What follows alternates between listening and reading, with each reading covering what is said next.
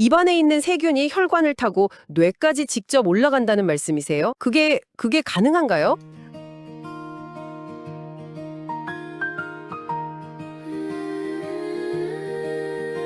스마일 돌봄 FM 당신의 하루가 행복해지길 바랍니다. 함께 웃고 함께 돌보는 이야기 스마일한 하루 더 나은 내일을 만듭니다. 오늘 아침 식사로 달걀 드신 분 계신가요? 저도 방금 먹고 왔는데요. 보통 달걀이 완전 식품이고 특히 그 콜린 성분 때문에 뇌에 좋다고 다들 알고 있잖아요. 그런데 오늘 저희가 살펴볼 자료들을 보니까 우리 뇌는 이 달걀보다 훨씬 더 간절히 원하는 게 따로 있다고 하더군요. 이번 분석은 바로 기억력 유지에 관한 자료들을 바탕으로 합니다.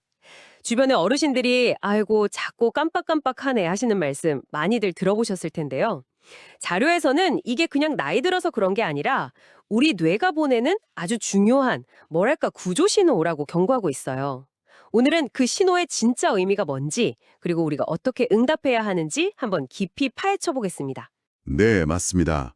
오늘 분석의 가장 흥미로운 지점은요. 기억력 저하의 주범을 뇌세포의 노화라는 좀 막연한 개념에서 몸속의 미세염증이라는 아주 구체적인 타겟으로 옮겨온다는 겁니다.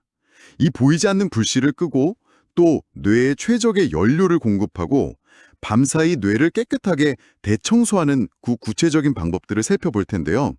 단순히 이게 좋다가 아니라 비타민 하나를 먹더라도 왜, 어떻게, 그리고 정확히 언제 먹어야 그 효과가 극대화되는지 그 숨겨진 매뉴얼을 함께 열어보겠습니다. 좋습니다.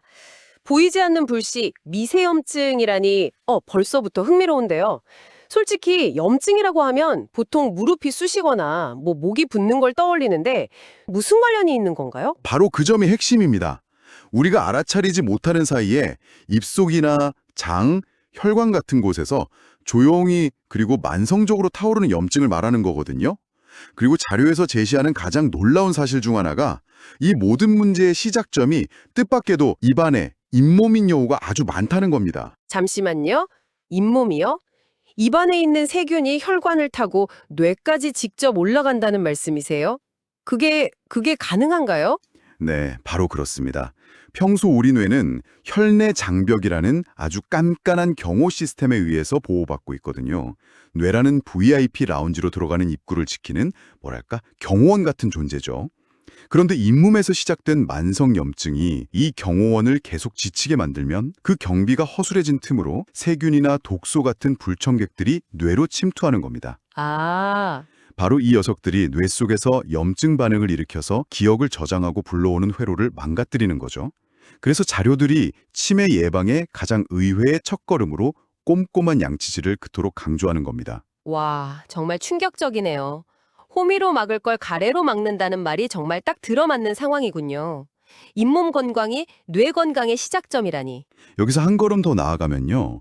평소에 입이 자주 마르는 습관도 위험 신호로 봐야 합니다. 치매는 항균 성분이 풍부해서 세균 번식을 막아주는데 입이 마르면 이 방어선이 무너지는 셈이죠.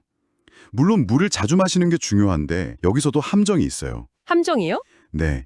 한 번에 너무 많은 물을 벌컥벌컥 마시면 혈중 나트륨 농도가 급격히 떨어져서 전해질 불균형이 올 수 있거든요. 이게 오히려 뇌 기능을 저하시킬 수도 있습니다. 조금씩 자주 마시는 습관이 중요합니다. 알겠습니다. 그럼 정리해보면 기억력 저하의 진짜 원인은 뇌세포 자체가 늙고 닳아서가 아니라 몸속 염증 때문에 혈관이 막히고 결국 뇌가 산소와 영양을 제대로 공급받지 못해서 굶주리는 상태가 되기 때문이라는 거군요. 자, 그럼 굶주리는 뇌를 위해서 제대로 된 연료를 넣어줘야 할 텐데요. 자료에서 말하는 뇌가 가장 좋아하는 연료는 뭔가요? 뇌가 최상의 컨디션으로 작동하기 위해선 딱 세 가지가 필수적입니다. 첫째는 좋은 지방이에요. 뇌의 60%가 지방으로 이루어져 있으니 어찌 보면 당연한 이야기겠죠. 올리브 오일이나 아보카도 오일 같은 좋은 지방이 뇌의 윤활유 역할을 합니다. 네. 둘째는 전해질입니다. 뇌세포들이 서로 정보를 주고받는 건 미세한 전기 신호를 통해서인데 전해질이 바로 이 신호를 원활하게 전달하죠. 그리고 마지막은 물론 산소. 혈액을 통해 공급되는 생명에너지입니다. 잠시만요. 좋은 지방하고 산소는 이해가 되는데 전해질은 좀 생소합니다. 우리가 운동하고 나서 마시는 이온 음료에 들어있는 그런 성분들이 뇌의 정보 전달에 그렇게나 중요한 역할을 한다는 건가요? 정확합니다. 뇌는 우리 몸에서 전기를 가장 많이 쓰는 기관이거든요. 전해질이 부족하면 마치 배터리가 약한 자동차처럼 생각에 시동이 잘 안 걸리고 머리가 멍한 느낌을 받게 됩니다. 소금, 칼륨, 마그네슘 같은 미네랄이 바로 그 핵심 전해질이죠. 그렇군요. 좋은 지방, 전해질, 산소, 뇌의 3대 필수품인데 이걸 매일 식단으로 완벽하게 챙기기는 정말 어렵겠네요. 혹시 잔료에서 이 모든 과정을 더 원활하게 만드는 뭐랄까 일종의 치트키 같은 것도 언급하나요? 그래서 처음에 달걀보다 더 중요한 게 있다고 하신 거고요. 예리한 질문이십니다. 바로 여기서 비타민이 등장합니다. 아무리 좋은 성분도 그걸 필요한 곳까지 데려다줄 운반책이 없으면 무용지물이니까요. 아까 말씀하신 달걀의 콜린 성분, 뇌에 좋은 거 맞습니다.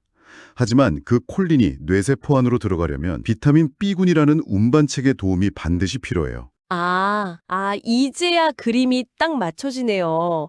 그러니까 달걀은 뇌로 가는 VIP 손님, 즉 콜린인데 비타민 B군이 없으면 출입증이 없어서 들어가지도 못하는 거군요. 완벽한 비유입니다. 특히 자료에서는 비타민 B군 중에서도 두 가지를 강조하는데요. 비타민 B3, 즉 니아시나미드는 뇌세포의 에너지 공장인 미토콘드리아를 가동시키는 역할을 하고요. 비타민 B12는 신경세포를 감싸는 전선 피복, 절연체 역할을 해서 전기 신호가 새나가지 않게 막아줍니다. 이게 부족해지면 기억력 감퇴로 바로 이어지죠. 특히 나이가 들면 음식만으로 이런 비타민을 충분히 흡수하기가 점점 어려워지거든요.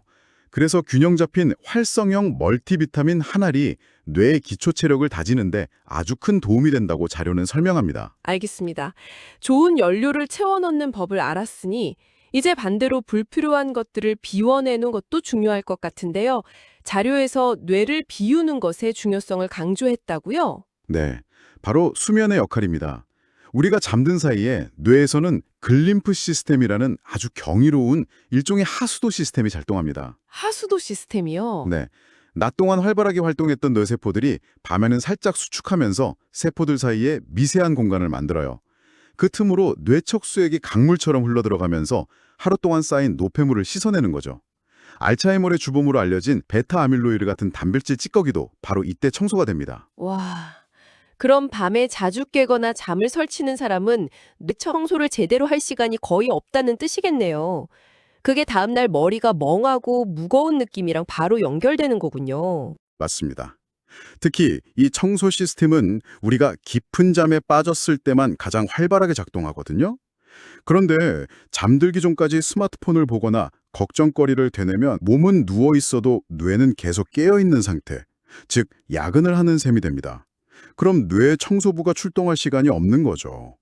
사실 저도 어젯밤 잠들기 직전까지 스마트폰으로 뉴스를 봤는데 말씀 듣고 보니까 뇌를 혹사시킨 거였네요.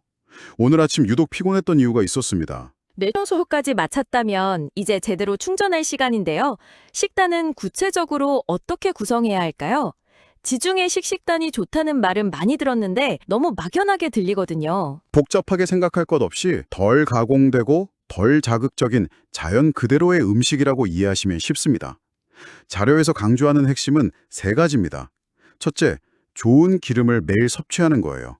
샐러드에는 올리브 오일을 듬뿍 뿌리고 볶음 요리를 하거나 밥을 지을 때는 열에 강한 아보카도 오일을 한 스푼 넣는 식이죠. 이게 뇌를 부드럽게 만드는 가장 간단한 방법입니다. 그리고 아침에 단백질, 저녁에 발효식품을 먹으라는 조언도 있던데요. 시간대별로 추천하는 이유가 따로 있는 건가요? 네, 우리 뇌의 호르몬 주기와 아주 밀접한 관련이 있습니다. 아침에 달걀이나 두부, 생선 같은 단백질을 섭취하면요, 우리 몸의 집중력과 활력을 깨우는 도파민과 세로토닌이 만들어집니다. 하루를 활기차게 시작하는 스위치를 켜는 셈이죠. 반대로 저녁에는 된장찌개나 요거트, 낫또 같은 발효식품을 드시는 게 좋습니다. 장내 환경이 좋아지면 행복 호르몬인 세로토닌이 안정적으로 생성되는데 이 세로토닌이 밤에는 수면 호르몬인 멜라토닌으로 바뀌거든요. 깊은 잠을 유도하는 거죠. 아침에는 각성 스위치를 켜고 저녁에는 수면 스위치를 켤 준비를 하는 거군요. 과일은 어떤가요? 과일 중에서는 특히 블루베리나 아로니아처럼 색이 진한 베리류를 추천합니다. 이 짙은 색소, 즉 안토시아닌 성분이 강력한 항산화 작용을 해서 뇌세포를 보호하는 보호막 역할을 하거든요. 식사 후에 디저트로 한 점 정도 드시면 아주 좋습니다. 알겠습니다. 식단 정말 중요하지만 솔직히 매일 완벽하게 지키기는 어렵잖아요. 만약 이 식단을 보완해줄 뭐랄까 어벤져스 팀 같은 핵심 영양제를 꼽는다면 자료에서는 어떤 것들을 추천하나요? 네, 기초 체력 삼형제라고 부를 만한 세 가지를 꼽습니다. 첫째는 단연 오메가3입니다.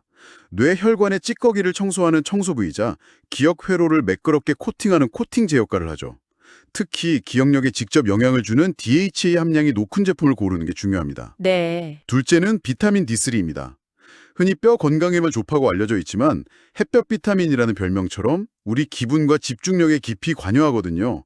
시중에 나온 제품 중에 인체 흡수율이 낮은 D2 형태가 아닌 D3 형태인지 꼭 확인하셔야 합니다. 그리고 마지막은요. 마지막 셋째는 마그네슘입니다. 자료에서 이걸 뇌의 브레이크라는 아주 절묘한 표현을 썼더라고요. 과도하게 흥분한 신경을 안정시켜서 차분하게 만들고 깊은 수면을 돕는 역할을 하거든요. 특히 뇌혈내 장벽을 잘 통과하는 마그네슘 글리시네이트나 엘트레오네이트 형태를 추천하고 있습니다. 오메가3, 비타민 D3, 마그네슘. 이 삼형제를 가장 효과적으로 먹는 시간대도 따로 있을까요? 그냥 한 번에 다 털어넣으면 안 되는 건가요? 물론 그래도 되지만 흡수율을 극대화하는 최적의 시간표가 있습니다. 자료에 따르면 아침 식사 후에는 지용성인 오메가3랑 에너지 대사를 돕는 비타민 B군을 함께 먹는 것이 좋습니다. 오메가3가 세포막을 부드럽게 만들어서 비타민 B의 흡수를 돕는 시너지 효과가 있거든요. 그렇군요. 그럼 점심때는요? 점심 식사 후에는 비타민 D와 항산화 작용을 하는 비타민 C를 함께 섭취하세요. 여기서 작은 팁 하나 드리자면 점심 식사 후에 한 10분 정도라도 짧게 산책하면서 햇볕을 쬐고 나서 먹으면 비타민 D의 합성과 흡수율이 배가 됩니다. 그거 좋은 방법이네요. 그리고 마지막으로 저녁 식사 후에는 몸과 마음의 긴장을 풀어주는 마그네슘을 챙기는 것이 깊은 수면을 위한 최고의 루틴입니다. 정말 체계적이네요. 그런데 만약 이것보다 더 집중적인 관리를 원하는 분들을 위한 조언도 자료에 있었나요? 네, 있었습니다. 뇌회로를 직접적으로 보강하는 일종의 특수부대 같은 3인방이 있죠. 바로 시티콜린, 커큐민, 그리고 포스파티딜셀린입니다. 시티콜린은 기억과 집중력의 연결선을 더 굵고 튼튼하게 만드는 원료이고 커큐민은 뇌의 만성염증을 줄여 생각을 맑게 합니다.